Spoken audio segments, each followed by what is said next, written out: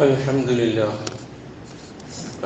لله نحمده ونستعينه ونؤمن به ونتوكل عليه ونعوذ بالله من شرور أنفسنا ومن سيئات أعمالنا من يهده الله فلا مضل له ومن يضلل فلا هادي له وأشهد أن لا إله إلا الله وحده لا شريك له وأشهد أن محمدا عبده ورسوله أرسله بالهدى ودين الحق ليظهره على الدين كله ولو كره المشركون اللهم صل على محمد وعلى آل محمد كما صليت على إبراهيم وعلى آل إبراهيم وبارك على محمد وعلى آل محمد كما باركت على إبراهيم وعلى آل إبراهيم إنك حميد مجيد أما بعد فإن خير الكلام كلام الله وخير الهدي هدي محمد صلى الله عليه وسلم وشر الأمور محدثاتها وكل محدثة بدعة وكل بدعة ضلالة وكل ضلالة في النار يا أيها الذين آمنوا اتقوا الله حق تقاته ولا تموتن إلا وأنتم مسلمون يا أيها الناس اتقوا ربكم الذي خلقكم من نفس واحدة وخلق منها زوجها وبث منهما رجالا كثيرا ونساء واتقوا الله الذي تساءلون به والأرحام إن الله كان عليكم رقيبا يا أيها الذين آمنوا اتقوا الله وقولوا قولا سديدا يصلح لكم أعمالكم ويغفر لكم ذنوبكم ومن يطع الله ورسوله فقد فاز فوزا عظيما أعوذ بالله من الشيطان الرجيم بسم الله الرحمن الرحيم إن الله يدافع عن الذين آمنوا إن الله لا يحب كل خوان كفور أذن للذين يقاتلون بأنهم ظلموا وإن الله على نصرهم لقدير الذين أخرجوا من ديارهم بغير حق إلا أن يقولوا ربنا الله ولولا دفع الله الناس بعضهم ببعض لهدمت صوامع وبيع وصلوات ومساجد يذكر فيها اسم الله كثيرا ولينصرن الله من ينصره إن الله لقوي عزيز. സഹോദരന്മാരെ, സഹോദരികളെ, ജീവിതത്തിൻ്റെ എല്ലാ മേഖലകളിലും അള്ളാഹുവിൻ്റെ നിയമനിർദ്ദേശങ്ങൾ പാലിച്ചുകൊണ്ട് ജീവിക്കുവാൻ കൽപ്പിക്കപ്പെട്ടവരാണ് ഞാനും നിങ്ങളും എന്നുണർത്തുന്നു. നാം ഏവരെയും അള്ളാഹു സുബ്ഹാനഹു വ തആല മുത്തഖികളായി ജീവിക്കുവാൻ, ഈ ലോകത്തോട് വിട പറയുവാൻ അനുഗ്രഹിക്കുമാറാകട്ടെ എന്ന് പ്രാർത്ഥിക്കുകയും ചെയ്യും. വിശുദ്ധ ഖുർആനിലെ 22-ാം അധ്യായം അൽ ഹജ്ജ്, അതിലെ 38 മുതൽ 40 വരെയുള്ള വചനങ്ങളാണ് ഞാൻ ഓതി വെച്ചത്. അതിൻ്റെ സാരം: ഇന്നല്ലാഹ, തീർച്ചയായും അല്ലാഹു, യുദാഫിഉ, അവൻ പ്രതിരോധം ഏർപ്പെടുത്തും, അവൻ പ്രതിരോധിക്കും, അനില്ലദീന ആമനു, സത്യവിശ്വാസികൾക്ക് വേണ്ടി.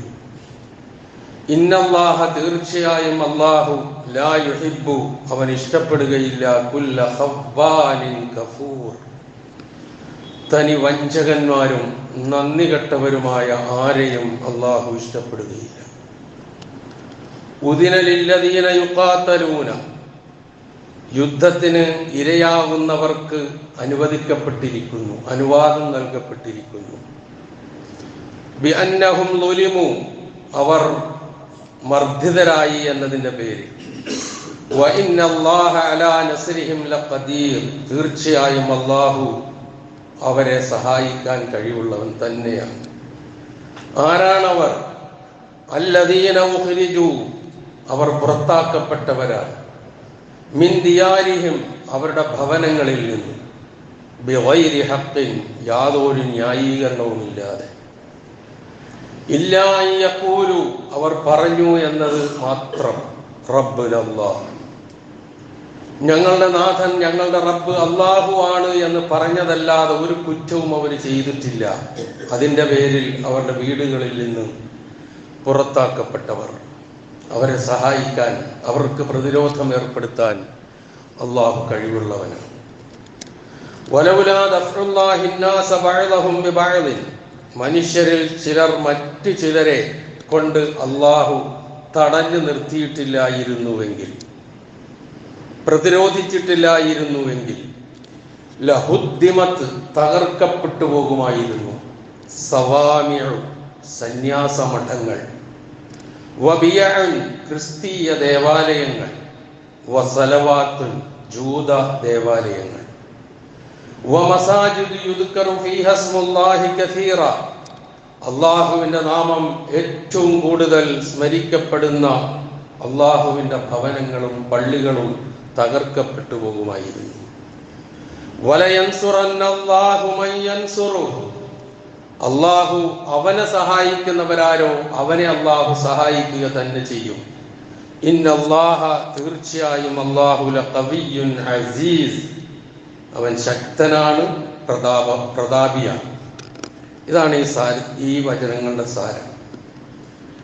നമുക്കറിയാം, പ്രവാചക തിരുമേനി സല്ലല്ലാഹു അലൈഹി വസല്ലമയുടെ മക്ക ജീവിത കാലഘട്ടം പ്രവാചകനെയും അനുയായികളെയും സംബന്ധിച്ചിടത്തോളം ഏറ്റവും കൂടുതൽ പ്രയാസങ്ങളും മർദ്ദനങ്ങളും പീഡനങ്ങളും വേദനകളും അനുഭവിക്കേണ്ടി വന്ന സന്ദർഭം.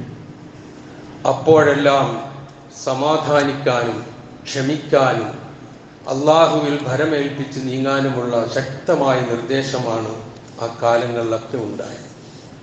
അത് അക്ഷരം പ്രതി പ്രവാചകൻ പാലിച്ചു, പ്രവാചകനോടൊപ്പം പ്രവാചകന്റെ അനുചരന്മാരും. പിന്നീട് മർദ്ദനത്തിന്റെ ഗതി എല്ലാ തലങ്ങളിലും പരിധി വിട്ട് അതിൻ്റെ മൂർധന്യദശയിലെത്തിയപ്പോൾ സ്വസ്ഥമായി എവിടെയെങ്കിലും കഴിഞ്ഞുകൂടാനും ആദർശ പ്രബോധനം നടത്താനുമുള്ള സാഹചര്യം വന്നപ്പോഴും അതേ രൂപത്തിൽ തന്നെ പ്രതിയോഗികൾ നീങ്ങിയപ്പോൾ നിലനിൽപ്പിന് വേണ്ടി പ്രതിരോധിക്കാനും തിരിച്ചടിക്കാനും അള്ളാഹു അനുവാദം നൽകിയ വിശുദ്ധ ഖുർആനിലെ ഭാഗമാണിത്. ആ അനുവാദത്തെക്കുറിച്ച് ഉദരലില്ലദീന യുഖാതലൂന ബിഅന്നഹും ളുലിമു എന്ന വാക്കിലൂടെ അത് വ്യക്തമാണ്, അർത്ഥം നാം ഗ്രഹിച്ചു കഴിഞ്ഞു. ഈ വചനങ്ങൾ പൊതുവെ നാം പരിശോധിച്ചു നോക്കിയാൽ ശാക്തികമായ ഒരു സന്തുലനം, ശാക്തിക സന്തുലനം എന്ന് വേണമെങ്കിൽ നമുക്കതിനെ വിശേഷിപ്പിക്കാം. ആ സന്തുലനം അള്ളാഹു ഇവിടെ നിലനിർത്തുക തന്നെ ചെയ്യും എന്ന പ്രതീക്ഷയുടെ വാക്കുകളാണ്, വാചകങ്ങളാണ് ഇത് എന്ന് നാം മനസ്സിലാക്കുക. അതിരും എതിരുമില്ലാതെ സംഹാരതാണ്ഡവം തുടരാൻ അള്ളാഹു ഒരു ഭരണാധികാരിയെയും ഒരു ജനവിഭാഗത്തെയും അള്ളാഹു അനുവദിക്കില്ല, അനുവദിച്ച ചരിത്രം ഇല്ല. ഒരു വിഭാഗത്തിന്റെ അക്രമത്തെയും സംഹാരതാണ്ഡവത്തെയും മറ്റൊരു വിഭാഗത്തെ കൊണ്ട് തടയുക എന്ന തന്ത്രം മുഖേന അല്ലാഹു സുബ്ഹാനഹു വ തആല ഭൂമിയിൽ ആ ശാക്തികമായ സന്തുലനം നിലനിർത്തുക തന്നെ ചെയ്യും.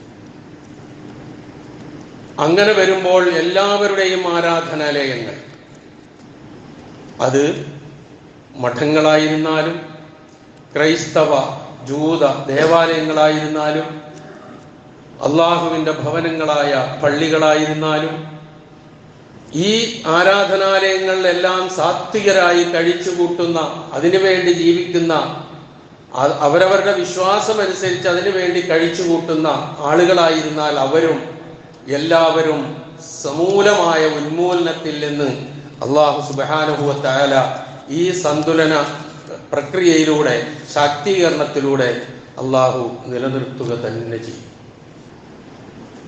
സമകാലിക ലോകം മുന്നിൽ വെച്ച് ചിന്തിച്ചോ ഈ വചനങ്ങൾ. വിശുദ്ധ ഖുർആൻ അന്നിറങ്ങിയ എന്തോ ഒന്നിന് പറയാൻ വേണ്ടിയിട്ടുള്ളതല്ലല്ലോ, ഇന്നുള്ളതിനും വേണം, ഇനി വരാനിരിക്കുന്നതിനും വേണം അതിൻ്റെ നിയമങ്ങൾ, അത് പരാമർശിച്ചിട്ടുള്ള കാര്യങ്ങൾ. ഇന്ന് ലോകത്ത് നാം ഈ വചനങ്ങളുടെ മുന്നിൽ വെച്ച് നാം ഒന്ന് ചിന്തിച്ചാൽ നമുക്ക് അറിഞ്ഞ ഒരുപാട് സംഭവങ്ങൾ നമ്മുടെ ശ്രദ്ധയിലുണ്ട്.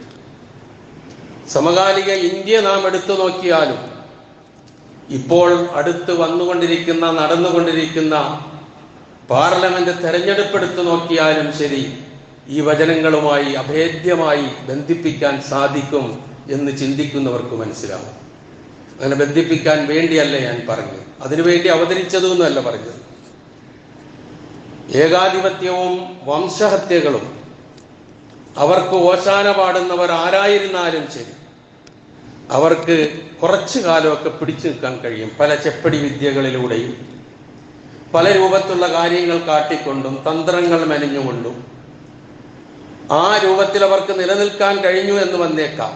പക്ഷേ ആത്യന്തികമായി അത്തരക്കാർക്ക് സർവനാശവും പരാജയവുമാണ് ചരിത്രം നമുക്ക് പറഞ്ഞു തന്നിട്ടുള്ളത്. ആ പരാജയം അവർക്ക് ഉറപ്പായിരിക്കുമെന്നാണ് ചരിത്രം നമുക്ക് പറഞ്ഞു തന്നിട്ടുള്ളത് മുഴുവൻ. നമ്മെ സംബന്ധിച്ചിടത്തോളം നമുക്കുള്ള പ്രതീക്ഷയും ആ ചരിത്രമാണ്. ഒരു ഏകാധിപതിയും ഒരു മന്ത്രിയും ഒരു പണക്കാരനും മൂന്നാളിനെ ചേർത്ത് വിശുദ്ധ ഖുർആൻ പറയുന്നുണ്ട്. അതാരാണ് എന്ന് നിങ്ങൾക്ക് എല്ലാവർക്കും അറിയാം ആരൊക്കെയാണെന്ന്. ആ മൂന്നാളിന്റെ ത്രയത്വം എന്ന് നമുക്ക് വിശേഷിപ്പിക്കാം അവരെ സംബന്ധിച്ച്. ആ മൂന്നാളിന്റെ പേര് അല്ലാഹു സുബ്ഹാനഹു വ തആല ഒരുമിച്ച് വിശുദ്ധ ഖുർആനിൽ 2 സ്ഥലങ്ങളിൽ പറഞ്ഞിട്ടുണ്ട്. ഒന്ന് സൂറത്തു അൻകബൂത്തിലെ 39-ാമത്തെ വചനത്തിലും മറ്റൊന്ന് സൂറത്തു ഗാഫിറിലെ 24-ാമത്തെ വചനത്തിലും. ആ 3 എണ്ണത്തിന്റെ പേര് അല്ലാഹു തുടരെ പറയുന്നുണ്ട്. വഖാറൂന വഫിർഔന വഹാമാൻ, ഇതാണ് ആ 3 എണ്ണം. ഒരാൾ മന്ത്രിയാണ്, അത് ഹാമാനാണ്. ഒരാൾ സ്വേച്ഛാധിപതിയായ ഭരണാധികാരിയാണ്, അത് ഫിർഔനാണ്. അവർക്ക് വേണ്ട സമ്പത്ത് മുഴുവനും ആർജിച്ചു കൊടുക്കുന്ന വ്യക്തിയാണ് ഖാറൂൻ. ഇന്ന് ആരെങ്കിലും കുറിച്ച് നമ്മുടെ മനസ്സിൽ അങ്ങനെ ഒരു ചിന്ത കടന്നു വരുന്നുവെങ്കിൽ, ആ 3 ആളിനെ പോലെയുള്ള ആരെങ്കിലും ഉണ്ട് എന്ന് ചിന്തിക്കുന്ന ഒരവസ്ഥ നമ്മുടെ മനസ്സിൽ ഇപ്പോൾ ചിത്രം രൂപപ്പെട്ടു വന്നിട്ടുണ്ടെങ്കിൽ ഖുർആനെ തെറ്റു പറഞ്ഞിട്ട് കാര്യമില്ല. ഈ 3 എണ്ണത്തിന് ഒരുമിച്ച് അല്ലാഹു പറഞ്ഞു. എന്താ അവർ ചെയ്തത്? വലഖദ് ജാഅഹും മൂസാ ബിൽ ബയ്യിനാത്ത്. മറുസൈഡിൽ കാണുന്നത് മൂസാ നബി അലൈഹി സ്വലാത്തു വസ്സലാമയും ഹാറൂൻ നബിയും ഒപ്പമുണ്ടായിരുന്ന അനുചരന്മാരും. അവർ ഈ പറഞ്ഞ 3 ആൾക്കും വ്യക്തമായ ദൃഷ്ടാന്തങ്ങളുമായി വന്നു മൂസാ നബി അലൈഹി സ്വലാത്തു വസ്സലാം. എന്നിട്ട് അവരെന്ത് ചെയ്തു? ഫസ്തക്ബറു ഫിൽ അർദ്, പരമാവധി ഭൂമിയിൽ എന്തൊക്കെ അഹങ്കാരം നടിക്കാമോ, ഏതൊക്കെ പെരുമ നടിക്കാമോ, ആ അഹങ്കാരം മുഴുവൻ അവർ നടിച്ചു. ഫിറഔനും ഖാറൂനും ഹാമാനും 3 ആളും.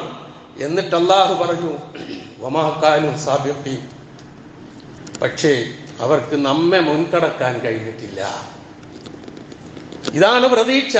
അത്തരക്കാരാരായിരുന്നാലും ശരി അള്ളാഹുവിനെ മുൻകടക്കാൻ കഴിയില്ല, ആർക്കും കഴിയില്ല, കഴിഞ്ഞിട്ടുമില്ല. ഇവർക്ക് കഴിഞ്ഞിട്ടില്ലെങ്കിൽ പിന്നെയാണോ ഇപ്പോൾ ഉള്ളവർ എന്നുള്ളത് നാം ഒന്ന് ചിന്തിച്ചു നോക്കുക.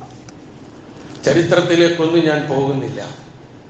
അല്ലാഹു സുബ്ഹാനഹു വ തആല ഈ വിഷയം ഓർമ്മിപ്പിച്ചുകൊണ്ട്, ഈ 3 എണ്ണത്തിനെയും പറഞ്ഞ് പരാമർശിച്ചുകൊണ്ട് ഓർമ്മിപ്പിച്ചുകൊണ്ട് നമുക്ക് നൽകുന്ന ശുഭപ്രതീക്ഷയുടെ വചനങ്ങൾ ഈ സന്ദർഭത്തിൽ ഒന്ന് ഓർക്കുന്നത് നന്നായിരിക്കും. സൂറത്ത് ഖസസ് 28-ാം അധ്യായം, അതിലെ 4 മുതൽ 6 വരെയുള്ള വചനങ്ങൾ ഞാനിപ്പോൾ അർത്ഥം പറയുന്നതിന് പുറമെ നിങ്ങൾക്ക് സൗകര്യം കിട്ടുമ്പോൾ അമാനി മൗലവിയുടെ ഖുർആൻ പരിഭാഷയൊക്കെ ഉണ്ടാവുമല്ലോ നമ്മുടെ കയ്യിൽ, അല്ലെങ്കിൽ ആരുടെയെങ്കിലുമൊക്കെ വിശദീകരണങ്ങൾ, അതൊന്ന് എടുത്തു വെച്ചൊന്ന് നോക്കണം. കൃത്യമായി നമുക്ക് ഈ കാര്യങ്ങൾ വ്യക്തമായി ബോധ്യപ്പെടും എന്താണ് നടന്നത്. അല്ലാഹു സുബ്ഹാനഹു വ തആല അതിൽ 1-ാമൻ സ്വേച്ഛാധിപതിയായ ഭരണാധികാരിയാണ്. ആ ഭരണാധികാരിക്ക് വേണ്ട പിന്തുണയാണ് സമ്പത്ത് കൊണ്ടൊരാൾ ചെയ്തത്, അറിവ് കൊണ്ടും മറ്റ് കഴിവുകൾ കൊണ്ടും വേറൊരാൾ ചെയ്തു കൊടുത്തത്.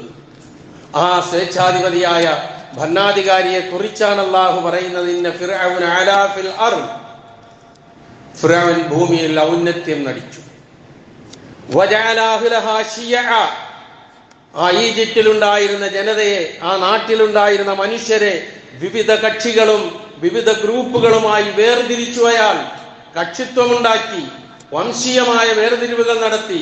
വജഅലഹും ശിയഅ വജഅല അഹ്ലഹാ ശിയഅ. ഫിർഔൻ ചെയ്ത പണി അതാണ്. ഇതാണ് ഞാൻ പറഞ്ഞത്, അല്ലാഹു സുബ്ഹാനഹു വ തആല നൽകുന്ന ഓഫറാണ്.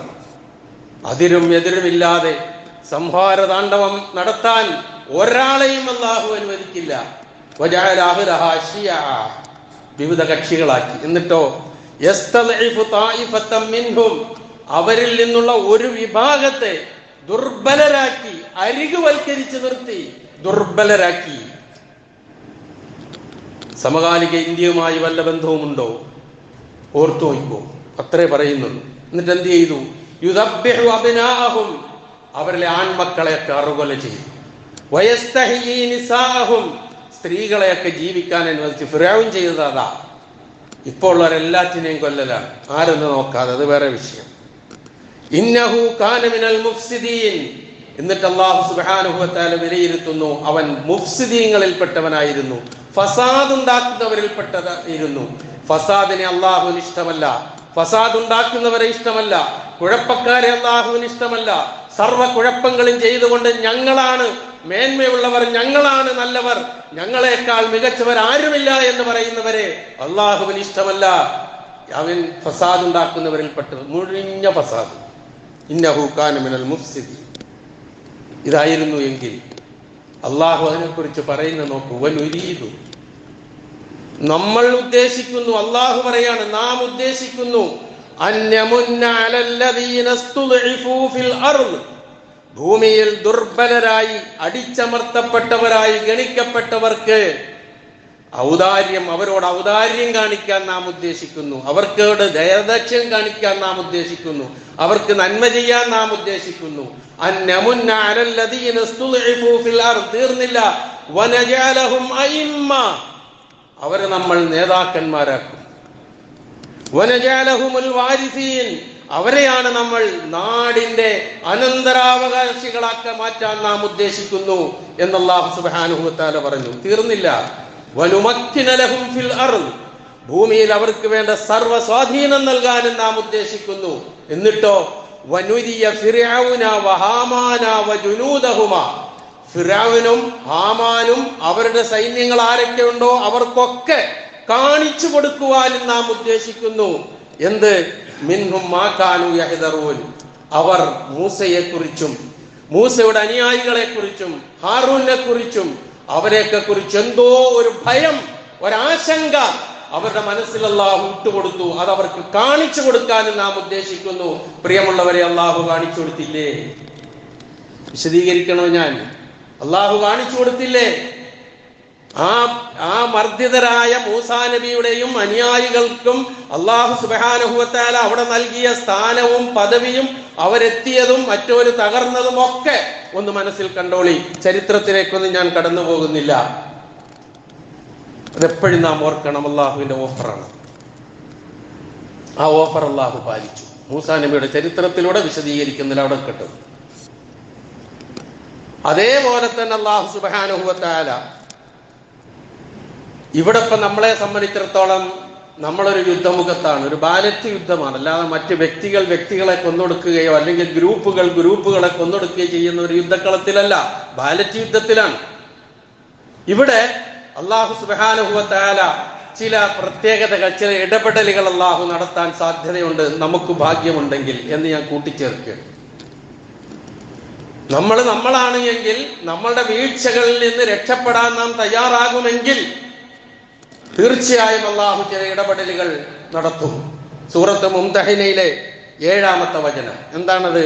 അസല്ലാഹ്, അല്ലാഹു ആയേക്കാം, അൻ യജഅല ബൈനക്കും വബൈനല്ലദീന ആദൈതും മിൻഹും മവദ്ദ, നിങ്ങളുടെയും നിങ്ങളുമായി ആരൊക്കെ ശത്രുതയിലും അതേപോലെ തന്നെ വിദ്വേഷത്തിലും ആരൊക്കെ ആയിത്തീരുന്നു അവർക്കിടയിൽ അല്ലാഹു സുബ്ഹാനഹു വ തആല സ്നേഹത്തെ, ഇഷ്ടത്തെ കൊണ്ടിടാൻ സാധ്യതയുണ്ട്. അല്ലാഹുവിന്റെ ഇടപെടൽ. എന്നിട്ട് പറയുന്നു വല്ലാഹു ഖദീർ, അല്ലാഹു കഴിവുള്ളവനാണ്. വല്ലാഹു ഗഫൂറുർ റഹീം, അല്ലാഹു പൊറുക്കുന്നവനും കരുണ ചെയ്യുന്നവനുമാകുന്നു. ആ ഇടപെടൽ ഇപ്പൊ നമ്മള് ഒരു ഈ യുദ്ധമുഖത്ത് ചില സന്ദർഭങ്ങളിൽ നമ്മൾ നോക്കുമ്പോൾ ആ യുദ്ധത്തിന്റെ രണ്ട് വശങ്ങൾ പ്രധാനമായി നമ്മുടെ മുമ്പിൽ തെളിഞ്ഞു വരുന്നുണ്ട്. എന്തിനാ കൂടുതൽ നമ്മൾ മറച്ചു വെച്ച് പറയുന്നത്? എന്താണ് ഈ ബാലറ്റ്, ഈ വരാൻ പോകുന്ന തെരഞ്ഞെടുപ്പ്? ഇന്ത്യ ആര് ഭരിക്കണമെന്ന് തീരുമാനിക്കുന്ന നിർണായകമായ തെരഞ്ഞെടുപ്പാണ്. ഇത് അറിഞ്ഞുകൂടാത്ത ആരും ഇവിടെ ഇരിപ്പുണ്ടാവില്ല, ഒരു മനുഷ്യനും ഇവിടെ ഉണ്ടാവില്ല. മൂക്ക് താഴോട്ടുള്ള ആരും അതാണെന്ന് മനസ്സിലാക്കുന്നതിൽ നിന്ന് പിന്നോട്ട് പോവുകയില്ല. ഒരുപാട് തെരഞ്ഞെടുപ്പുകൾ വന്നു പോയിട്ടുണ്ട്, പക്ഷെ ഇത്ര ഗൗരവത്തോടു കൂടി കാണുന്ന ഒന്നില്ല. അതിന് കാരണങ്ങൾ ഏറെ ഉണ്ട്, നമുക്കെല്ലാവർക്കും അറിയാം. അതിന്റെ വിശദീകരണത്തിലേക്ക് ഞാൻ പോകുന്നില്ല. അത് ഏക സിവിൽ കോഡിന്റെ കോലത്തിലായിരുന്നാലും ശരി, പൗരത്വ ഭേദഗതിയുടെ പേരിലായിരുന്നാലും ശരി, ഒരു നിമിഷം നമ്മളൊന്ന് ആലോചിച്ച് നോക്കും. ഒരു നിയമം ഉണ്ടാക്കുമ്പോൾ ആ നാട്ടില് എല്ലാ വിശ്വാസങ്ങളും ആചാരങ്ങളും അനുഷ്ഠാനങ്ങളും ആരാധനാഭാവങ്ങളും വേഷങ്ങളും സംസ്കാരങ്ങളും ഭാഷകളും ഒക്കെ ഉൾക്കൊള്ളുന്ന കുറെ അധികം മനുഷ്യരുള്ള ഒരു നാട്ടില്, ഒരു ബഹുസ്വരതയുടെ നാട്ടില്, ഒരു വൈവിധ്യത്തിന്റെ നാട്ടില് ഒരു നിയമം ഉണ്ടാക്കുമ്പോൾ അവരെല്ലാവരെയും ഉൾക്കൊള്ളേണ്ടതല്ലേ? അത് ഉൾക്കൊള്ളാതെ ചെയ്യുമ്പോൾ അതിന്റെ ദുഷ്ടതാക്ക് എന്താണെന്ന് മനസ്സിലാകും. അങ്ങനെ പൗരത്വം നൽകുമ്പോൾ ഒരു വിഭാഗത്തെ മാത്രം ഒഴിച്ചു നിർത്തുക എന്നുള്ളത് എത്ര ചിന്തിച്ചിട്ടും മനസ്സിലാകാൻ പറ്റാത്ത കാര്യം. അങ്ങനെ ചെയ്യാൻ ശ്രമിക്കുന്നവർ, അതിന് വഴിമരുന്നിട്ടവർ, അതാണ് നാം ശ്രദ്ധിക്കേണ്ട കാര്യം. അവർ തുടരണമോ വേണ്ടയോ? നമ്മുടെ മുമ്പിലുള്ള ഒരു ചോദ്യം. ഇനി വരണമോ വേണ്ടയോ?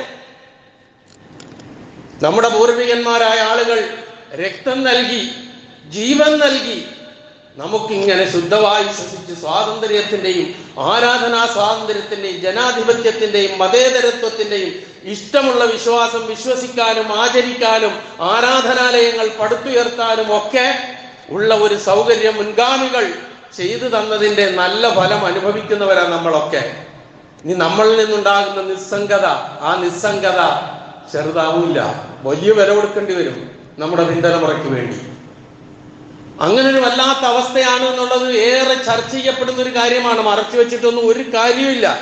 തന്നെയുമല്ല, എത്രയോ 10-70 വർഷമായി ലോകത്തെ ഏറ്റവും ശ്രദ്ധേയമായ ഭരണഘടന എന്ന് വിശേഷിപ്പിക്കപ്പെട്ട ആ ഭരണഘടന അത് പൊളിച്ചെഴുതി സ്വന്തം ഇഷ്ടത്തിനും വംശീയതയ്ക്കും അതേപോലെ തന്നെ മതാധിപത്യത്തിനും ഒക്കെ അനുകൂലമായ നിലയിലുള്ള ഭരണഘടന എഴുതി വെച്ച് കാത്തിരിക്കാൻ ഒരു നിശ്ചിത ഭൂരിപക്ഷം കിട്ടിക്കഴിഞ്ഞാൽ എല്ലാം കൂടി നിലംപരിശാക്കാൻ വേണ്ടി അവസരം കൊടുക്കണോ? എന്തേ നമുക്ക് ഈ നാട്ടിൽ ജീവിക്കുന്ന പൗരന്മാരെന്ന നിലയിൽ ചിന്തിക്കാനും പറയാനുമുള്ള സ്വാതന്ത്ര്യമില്ല ഇതുമായി ബന്ധപ്പെട്ട്? അപ്പൊ ചിലർക്കൊക്കെ മനസ്സിൽ തോന്നുന്നുണ്ട്, ഇതിപ്പോ പള്ളിയിൽ വെച്ചാൽ പിന്നെ നാട്ടിൽ പുറത്തു പോയിട്ട് പറയാൻ പറ്റും. ഇതൊക്കെ നമ്മളുടെ നിലനിൽപ്പിന്റെ വിഷയമാണ്, നമ്മുടെ പിൻതലമുറയുടെ നിലനിൽപ്പിന്റെ വിഷയമാണ്. അപ്പൊ ഒരു ആശ്വാസം ഉണ്ടായേക്കാം, അത്ര പെട്ടെന്നൊന്നും ഉണ്ടാവില്ല. അങ്ങനെ ഉണ്ടാകരുത് എന്നാണ് നാം ആഗ്രഹിക്കുന്നത്. ഇവിടെ എല്ലാവരെയും ഒരുപോലെ വിവേചനമില്ലാതെ കാണുന്ന, വിവേചനമില്ലാതെ സമീപിക്കുന്ന, ഹിന്ദുവെന്നോ മുസൽമാനെന്നോ ക്രൈസ്തവനെന്നോ കക്ഷിഭേദമില്ലാത്ത നിലയിൽ നിയമങ്ങൾ എല്ലാവർക്കും തുല്യമാകുന്ന നിലയിൽ ആരാണോ അതിനുവേണ്ടി പരിശ്രമിക്കുന്നത് അവരായിരിക്കണം ഇനി വരേണ്ടത്.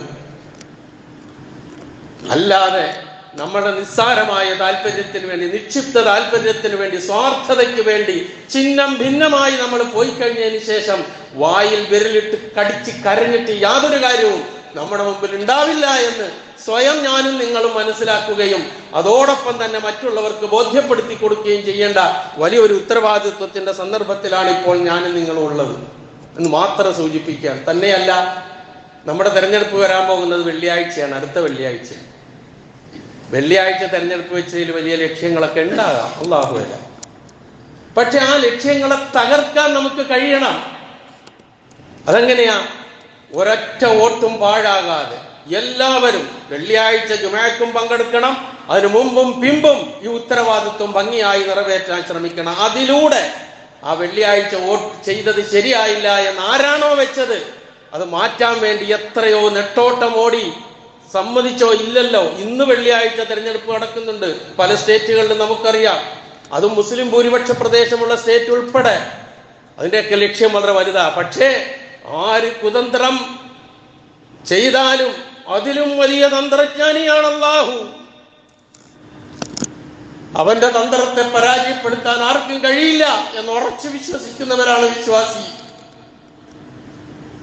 അതാണ് ഞാൻ സൂചിപ്പിച്ചത്. വെള്ളിയാഴ്ചയാകട്ടെ, നമുക്കത് നമ്മുടെ ഉത്തരവാദിത്വം ഭംഗിയായി നിറവേറ്റണം. നമ്മുടെ പിന്തലമുറയ്ക്ക് വേണ്ടി, രാജ്യത്തിന് വേണ്ടി, ഇവിടുത്തെ നന്മയ്ക്ക് വേണ്ടി, ഇവിടുത്തെ സമാധാനവും ശാന്തിയും മതസഹിഷ്ണുതയും സൗഹാർദ്ദതയും ഒക്കെ നിലനിൽക്കുന്നതിന് വേണ്ടി ആ രൂപത്തിലുള്ള ഒരു വലിയ ചിന്ത ഏതാനും ദിവസങ്ങൾ മാത്രമേ നമ്മുടെ മുമ്പിലുള്ളൂ. നാവിലൂടെയും തൂലികയിലൂടെയും മറ്റു രൂപത്തിലും എങ്ങനെയാണോ ഇതുമായി ബന്ധപ്പെട്ട് നമുക്ക് ചെയ്യാൻ കഴിയുന്ന കാര്യങ്ങൾ ചെയ്യാൻ കഴിയുക. കാരണം എന്തെന്നറിയോ? ഇത് തുടരണം. നിസ്സാരമായി കാണാൻ പറ്റണില്ല. ഇത് തുടരണമെന്ന് ആഗ്രഹിക്കുന്നവർ ആഗ്രഹിക്കുന്നത് 407 സീറ്റാണ്. ഞാനൊന്നും മറച്ചു വെക്കണില്ല. പള്ളി മെമ്പറിൽ നിന്നുകൊണ്ടാണ് സംസാരിക്കുന്നത്. എനിക്ക് കൃത്യമായ ബോധ്യമുണ്ട്. 407 സീറ്റാണ് ലക്ഷ്യം വെക്കുന്നത്. ആ 407 സീറ്റ് ലക്ഷ്യം വെച്ച് കഴിഞ്ഞാൽ അവർ ഉദ്ദേശിക്കുന്ന വഖഫ് ബോർഡ് നിർത്തലാക്കാം. അതുപോലെ തന്നെ ഇന്ത്യ രാജ്യത്ത് ഇപ്പോൾ ജീവിച്ചുകൊണ്ടിരിക്കുന്ന 10 കോടിയോളം ബംഗ്ലാദേശിലെ സഹോദരന്മാർ, അവരൊന്നും മറ്റു മതസ്ഥരല്ല, അവരെ ഒക്കെ ഇവിടുന്ന് പുറത്താക്കാം. 3, സർവ്വന്യൂനപക്ഷ കമ്മീഷനുകളും പിരിച്ചുവിടും, സ്റ്റേറ്റിലുള്ളതും കേന്ദ്രത്തിലുള്ളതും. ആരാധനാലയങ്ങൾക്ക് ഇപ്പോഴുള്ള നിയമം നിർത്തലാക്കും. അപ്പോൾ ആയിരക്കണക്കിന് ക്ഷേത്രങ്ങൾ തിരിച്ചു കിട്ടും. പിന്നെയോ, തീവ്രവാദ ഫാക്ടറിയായി വിശേഷിപ്പിക്കപ്പെടുന്ന മദ്രസകൾ, അങ്ങനെയാണല്ലോ വിശേഷിപ്പിക്കപ്പെടുന്നത്. നമ്മുടെ മക്കളെ അലിഫ് ബാ പഠിപ്പിക്കുന്നു, നമസ്കാരം പഠിപ്പിക്കുന്നു, ദീൻ പഠിപ്പിക്കുന്നു, മറ്റുള്ളവരോട് എങ്ങനെ പെരുമാറണമെന്ന് പഠിപ്പിക്കുന്നു, ഖുർആൻ പഠിപ്പിക്കുന്നു എന്നുള്ളതല്ലാതെ ഒരു വിദ്വേഷവും പഠിപ്പിക്കാത്ത, റോഡ് നിയമങ്ങൾ പഠിപ്പിക്കുന്ന, പരിസ്ഥിതി നിയമങ്ങൾ പഠിപ്പിക്കുന്ന, ഏകനായ ദൈവത്തെ മാത്രം ആരാധിക്കണമെന്ന് ബോധ്യപ്പെടുത്തി പഠിപ്പിക്കുന്ന അത്തരത്തിലുള്ള മദ്രസകൾ തീവ്രവാദ ഫാക്ടറികളാണത്രേ. ആ തീവ്രവാദ ഫാക്ടറികൾ മുഴുവനും അടച്ചുപൂട്ടിയിട്ട് ഒരൊറ്റ ഏകീകൃത വിദ്യാഭ്യാസ നയം ഇവിടെ വരണോ? 407 കിട്ടിയേ തീരൂ. അതുകൊണ്ട് അമാന്തിക്കരുത് എന്ന് അവരുടെ അണികൾക്ക് ശക്തമായി നിർദ്ദേശം നൽകുമ്പോൾ, ഉറങ്ങിക്കോ സഹോദരി സഹോദര, ഞാനും നിങ്ങളും നല്ലപോലെ ഉറങ്ങിക്കോ. ഉണർന്നെഴുന്നേൽക്കുമ്പോൾ പലതും ഉണ്ടാവില്ല എന്നുള്ളൊരു തിരിച്ചറിവ് ഈ വേളയിൽ ഉണ്ടാകണമെന്ന് മാത്രമാണ് ഈ സന്ദർഭത്തിൽ എനിക്ക് സൂചിപ്പിക്കാനുള്ളത്. അവർക്ക് വേണ്ട അവരോടുള്ള സർവ്വ പ്രേരണ നയങ്ങളും സ്വീകരിച്ച് ഒരു രൂപത്തിലല്ലെങ്കിൽ ഒളിഞ്ഞും തെളിഞ്ഞും ഇസ്ലാമിനും മുസ്ലിമിനും ഇസ്ലാമോ ഫോബിയക്കും ഒക്കെ വേണ്ടി നീങ്ങുന്നവരും ഒക്കെയുണ്ട് നമ്മളുടെ ഇടയിൽ. എല്ലാം തിരിച്ചറിഞ്ഞ് വിവേചിച്ചറിഞ്ഞ് മനസ്സിലാക്കി ബുദ്ധിപൂർവം കാര്യങ്ങൾ നീക്കാനുള്ള സമയമാണിത് എന്ന് മാത്രം ഓർമ്മിപ്പിക്കുന്നു. അല്ലാഹു സുബ്ഹാനഹു വ തആല വിശുദ്ധ ഖുർആനിലെ സൂറത്തുൽ ഹജ്ജിലെ ആ വചനങ്ങളിലൂടെ വിശ്വാസി സമൂഹത്തിന് നൽകിയ ആ പ്രത്യാശ, ആ പ്രതീക്ഷ, അത് പൂവണിയാൻ സർവശക്തൻ അനുഗ്രഹിക്കുമാറാകട്ടെ. അള്ളാഹു നമ്മിലൂടെ അത് നടപ്പിൽ വരുത്താൻ അള്ളാഹു സഹായിക്കുമാറാകട്ടെ എന്ന് പ്രാർത്ഥിക്കുകയാണ്. ഈ സന്ദർഭത്തിൽ ആത്മാർത്ഥമായി പ്രാർത്ഥിച്ചും പ്രവർത്തിച്ചും നല്ല നാളേക്ക് വേണ്ടി നിലകൊള്ളുക നാം. അള്ളാഹു അനുഗ്രഹിക്കട്ടെ.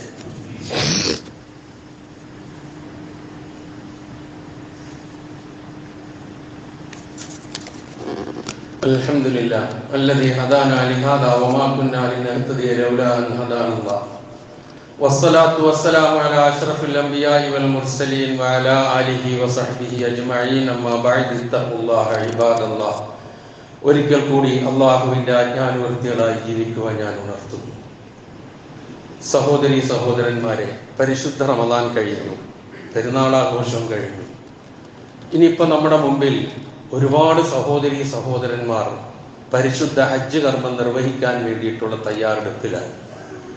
ഗവൺമെന്റ് തലത്തിലും പ്രൈവറ്റ് തലങ്ങളിലുമൊക്കെ അതിനുള്ള ശ്രമം നടത്തുകയും പണമടയ്ക്കുകയും ഒരുങ്ങുകയും അതിനുവേണ്ടിയുള്ള യാത്രയപ്പുകളും ക്ലാസ്സുകളും ഒക്കെ തകൃതിയായി നടക്കുകയും ചെയ്യുന്ന ഒരു സാഹചര്യത്തിലാണ് ഇപ്പോൾ നമ്മൾ ഉള്ളത്.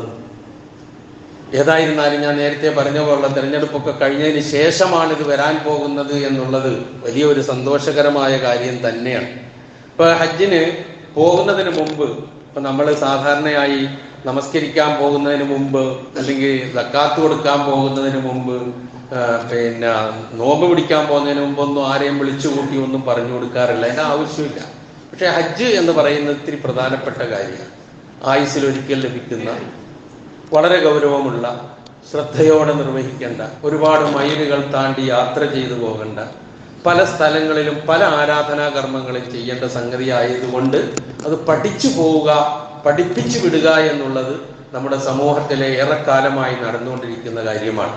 പല തലങ്ങളിലും അത് നടക്കുന്നു, പല സ്ഥലങ്ങളിലും നടക്കുന്നു. കഴിവിൻ്റെ പരമാവധി എല്ലാ തലങ്ങളിലും അത് പഠിക്കാനുള്ള ശ്രമം ഹജ്ജിന് പോകുന്നവർ ഈ സദസ്സിലുണ്ടെങ്കിൽ അവരും, പോകുന്നവർ നിങ്ങളുടെയൊക്കെ കുടുംബങ്ങളിലോ സുഹൃത്ത് ബന്ധങ്ങളിലോ ഉണ്ടെങ്കിൽ അവരെ ബോധ്യപ്പെടുത്തിയും അതിന് ചെയ്യണം. ഇൻഷാ അല്ലാഹ് ഈ വരുന്ന ഞായറാഴ്ച രാവിലെ 10 മണി മുതൽ വൈകുന്നേരം 5 മണി വരെ വൈറ്റില സലഫി മസ്ജിദിൽ വെച്ച് ഒരു ദിനം നീണ്ടു നിൽക്കുന്ന ഒരു ഹജ്ജ് ക്ലാസ് സംഘടിപ്പിക്കുന്നുണ്ട്. എല്ലാവരെയും നിങ്ങൾ അറിയിച്ച് പങ്കെടുക്കാൻ പറ്റുന്നവരെയൊക്കെ അതിൽ പങ്കെടുപ്പിക്കുക. അതുപോലെ ഹജ്ജുമായി ബന്ധപ്പെട്ട കാര്യങ്ങൾ പഠിക്കാൻ ലഭ്യമാകുന്ന ഗ്രന്ഥങ്ങളും ചെറു നോട്ടുകളും ഒക്കെ നമ്മൾ തയ്യാറാക്കിയാൽ പോകുന്നവർക്ക് കൊടുക്കുക, ഒരു അവബോധമുണ്ടാക്കുക. കാരണം ഇത്രയും ബുദ്ധിമുട്ടി അവിടെ ചെന്ന് എന്തെങ്കിലും ഒരു അപാകത ചെയ്ത് തിരിച്ചു പോന്നാൽ ആ മുടക്കിയ പണം വെറുതെയായി, അതിന് മുടക്കിയ ആ എഫർട്ട് വെറുതെയായി. അതൊന്നും ഇല്ലാതിരിക്കാൻ വേണ്ടിയിട്ടാണ് ഇങ്ങനെയുള്ള ശ്രമങ്ങൾ എല്ലാവരും നടത്തുന്നത്. അത് ഏറ്റവും ശ്ലാഘനീയമായ ഒരു കാര്യമാണ്. പ്രത്യേകിച്ച് ഈ സമൂഹത്തിന് അത് കാര്യം ഓർമ്മിപ്പിക്കുന്നു. രണ്ടാമതൊരു കാര്യം, നമ്മൾ ചുട്ടു പൊള്ളുന്ന ചൂടത്താണ്, വെയിൽ കൊണ്ട് ഒരു രാവിലെ 8 മണിക്ക് പോലും പുറത്തേക്ക് ഇറങ്ങാൻ വയ്യാത്ത വല്ലാത്ത സാഹചര്യം. നല്ല മഴ പെയ്ത് ആ മഴയുടെ കുളിർമയിൽ ഇങ്ങനെ ജീവിക്കേണ്ട ഒരു സാഹചര്യത്തിൽ ഒരു നാട്ടിൽ, ഒരു പ്രദേശത്ത്, ഒരു സംസ്ഥാനത്ത് ഇന്ന് അനുഭവിക്കുന്ന അവസ്ഥ, അതേസമയം ഈ ചൂട് ഇതിനേക്കാൾ ഇത്ര കൂടുതൽ അധികമായി അനുഭവിക്കേണ്ട പ്രദേശങ്ങൾ, അവിടെ മുഴുവൻ മഴയും കാറ്റും വെള്ളപ്പൊക്കവും ദുരിതവും പ്രയാസങ്ങളും. ഗൾഫ് നാടുകളെയാണ് ഞാൻ ഉദ്ദേശിച്ചത്. എല്ലാവർക്കും അറിയാം, കാണുന്നതാണ്, കേൾക്കുന്നതാണ്, വായിക്കുന്നതാണ്. സോഷ്യൽ മീഡിയ പ്രത്യേകിച്ചും ഒരുപാട് കാര്യങ്ങൾ ഉള്ളതും ഇല്ലാത്തതും ഒക്കെ നമ്മുടെ മുമ്പിലേക്ക് കൊണ്ടുവരുമല്ലോ.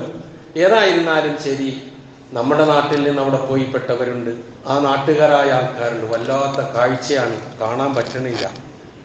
ചിത്രങ്ങളൊക്കെ കണ്ടിട്ട് വല്ലാത്തൊരവസ്ഥയാണ്. ഒഴുകി നടക്കുന്ന കാറിൻ്റെ ഉള്ളിൽപ്പെട്ട് ഒഴുക്കിൽപ്പെട്ട് അകത്തിരുന്ന് അല്ലാഹു അക്ബർ വിളിക്കുന്ന ആണും പെണ്ണും കുട്ടിയും ചെറുതും വലുതുമൊക്കെ. വെള്ളപ്പൊക്കം എന്ന് പറഞ്ഞാൽ നമുക്ക് ആർക്കും പിടിച്ചു നിർത്താൻ പറ്റാത്ത ഒരു കാര്യം, കുറെ നമ്മൾ അനുഭവിച്ചിട്ടുള്ളതാണ്. അപ്പൊ അവർക്ക് വേണ്ടി പ്രാർത്ഥിക്കണം. നമ്മുടെ നാട്ടുകാരുണ്ട് അവിടെ, ആ നാട്ടുകാരായ മനുഷ്യരുണ്ട്. അല്ലാഹു സുബ്ഹാനഹു വ തആല അവർക്ക് എത്രയും വേഗം മോചനം നൽകി അനുഗ്രഹിക്കുമാറാകട്ടെ. ഇനി നാളെ നമുക്ക് എന്തൊക്കെയാണ് വെച്ചിരിക്കുന്നത് നമുക്ക് ആർക്കും കഴിയില്ല. ഈ ചൂടങ്ങോട്ട് മാറി ഒറ്റ ദിവസമോ 2 മണിക്കൂറോ മതി നമുക്കും. അല്ലാഹു സുബ്ഹാനഹു വ തആല അങ്ങനെയുള്ള ആപത്തുകളിൽ നിന്ന് നാം ഏവരെയും കാത്തുരക്ഷിക്കുമാറാകട്ടെ. നമ്മുടെ നാടിനെ കാത്തുരക്ഷിക്കുമാറാകട്ടെ. പകർച്ചവ്യാധികളെ കുറിച്ചും അതുപോലെ തന്നെ കോവിഡ് പോലെയുള്ള മറ്റ് രോഗങ്ങളെക്കുറിച്ചും പക്ഷിപ്പനികളെയൊക്കെ കുറിച്ചുമുള്ള വലിയ മുന്നറിയിപ്പുകൾ നമ്മുടെ മുമ്പിൽ വന്നുകൊണ്ടിരിക്കുന്നു. നമ്മളൊന്നുമല്ല പ്രിയമുള്ളവരെ, ഒന്നുമല്ല. ആ ഒരു ബോധം നമുക്കുണ്ടാവുക, പടച്ചവനിലേക്ക് നമ്മൾ മടങ്ങുക, അവനിലേക്ക് തേടുക. എന്തിനും അവന് മാത്രമേ സഹായിക്കാൻ കഴിയുള്ളൂ. ആ ബോധത്തോടു കൂടി പ്രാർത്ഥന നിർഭയരായി എന്തെങ്കിലും ഫോൾട്ടുകൾ വന്നു പോകുന്നുണ്ടെങ്കിൽ അതിന് മാപ്പിരന്ന് അല്ലാഹുവിലേക്ക് കൂടുതൽ അടുത്ത് എല്ലാ ഫിത്നകളിൽ നിന്നും, മുസീബത്തുകളിൽ നിന്നും, ഫസാദുകളിൽ നിന്നും, തീക്ഷ്ണമായ പരീക്ഷണങ്ങളിൽ നിന്നും മോചിതരാകാൻ നാം പ്രാർത്ഥിക്കുക. അല്ലാഹു നമ്മുടെ പ്രാർത്ഥനകൾ നമ്മിൽ നിന്ന് സ്വീകരിക്കുമാറാകട്ടെ. അറിഞ്ഞോ അറിയാതെയോ നമ്മിൽ നിന്ന് വന്നുപോയ എല്ലാ തെറ്റുകുറ്റങ്ങളും അല്ലാഹു നമുക്ക് പുറത്തു മാപ്പാക്കി തരുമാറാകട്ടെ. നമ്മിൽ നിന്ന് മരണപ്പെട്ടു പോയവരുടെ പാപങ്ങൾ അല്ലാഹു പുറത്തു കൊടുക്കുമാറാകട്ടെ. അവരെയും നമ്മളെയും അല്ലാഹു ജന്നാത്തുൽ ഫിർദൗസിൽ ഒരുമിച്ച് കൂട്ടുമാറാകട്ടെ. നമ്മുടെ മേൽ കാഠിന്യമോ അതുപോലെ തന്നെ മോശമായ പ്രവണതയോ മനസ്സിൽ വെച്ചുകൊണ്ട് പോകുന്ന ഒരാളും നമ്മുടെ മീതെ അധികാരം വാഴുന്നവരായി വരുന്നവരിൽ നിന്നുള്ള നാം ഏവരെയും കാത്തുരക്ഷിക്കുമാറാകട്ടെ. നമ്മളോട് കനിവും കാരുണ്യവും ദയയും നമ്മളെ ചേർത്ത് പിടിക്കുകയും ചെയ്യാൻ സന്മനസ്സുള്ളവർക്ക് അധികാരം ലഭിക്കാൻ അധികാരം കൊടുക്കുകയും അധികാരത്തിൽ നിറക്കുകയും ചെയ്യുന്ന സർവശക്തനായ അല്ലാഹു അതിനുള്ള അവസരം ഒരുക്കി കൊടുക്കുമാറാകട്ടെ. എല്ലാവിധത്തിലുള്ള പരീക്ഷണങ്ങളിൽ നിന്ന് നാം ഏവരെയും അല്ലാഹു കാത്തുരക്ഷിക്കുമാറാകട്ടെ. ജീവിതത്തിൽ നേരിടേണ്ടി വരുന്ന എല്ലാത്തിനെയും അതിജയിക്കാനുള്ള തൗഫീഖ്, സാഹചര്യം, ഈമാൻ അല്ലാഹു, തവക്കുൽ അല്ലാഹു നമുക്ക് നൽകി അനുഗ്രഹിക്കുമാറാകട്ടെ. രോഗങ്ങൾ കൊണ്ട് വിഷമിക്കുന്നവരുടെ രോഗങ്ങളെ അല്ലാഹു ശിഫയാക്കി കൊടുക്കുമാറാകട്ടെ. വലിയ രോഗങ്ങളൊക്കെ ബാധിച്ച് ക്രിട്ടിക്കൽ സ്റ്റേജിൽ ICUയിലൊക്കെ കഴിയുന്ന സഹോദരങ്ങൾക്ക് വേണ്ടി പ്രാർത്ഥിക്കാൻ ആവശ്യപ്പെട്ടിട്ടുണ്ട്. അല്ലാഹു സുബ്ഹാനഹു വ തആല അവർക്ക് ദീർഘായുസോടുള്ള സിഹത്തും ആഫിയത്തും നൽകി അനുഗ്രഹിക്കുമാറാകട്ടെ. എല്ലാ രോഗങ്ങളും അല്ലാഹു ശിഫയാക്കി കൊടുക്കുമാറാകട്ടെ. എല്ലാ വേദനകളെയും അല്ലാഹു ലഘൂകരിച്ചു കൊടുക്കുമാറാകട്ടെ. സർവോപരി ഇസ്ലാമിനും മുസ്ലിം ഉമ്മത്തിനും അല്ലാഹു ഇസ്സത്തിനെ പ്രദാനം ചെയ്യുമാറാകട്ടെ. اللهم اغفر للمؤمنين والمؤمنات والمسلمين والمسلمات الأحياء منهم والأموات إنك مجيب الدعوات ويا قاضي الحاجات.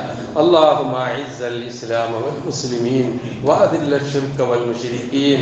اللهم أعز الإسلام والمسلمين وأذل الشرك والمشركين. اللهم أعز الإسلام والمسلمين وأذل الشرك والمشركين. اللهم أجرنا من النار. اللهم أجرنا من النار. اللهم أجرنا من النار. اللهم لا تدع لنا ذنبا إلا غفرته ولا هما إلا فرجته ولا دينا إلا قضيته ولا مرضا إلا شفيته ولا حاجة من حوائج الدنيا والآخرة إلا قضيتها يا رب العالمين ويا مجيب الدعوات ويا قاضي الحاجات. اللهم ربنا لا تجعلنا فتنة للذين كفروا إنك أنت الغفور الرحيم وإنك أنت أرحم الراحمين. ربنا آتنا في الدنيا حسنة وفي الآخرة حسنة وقنا عذاب النار.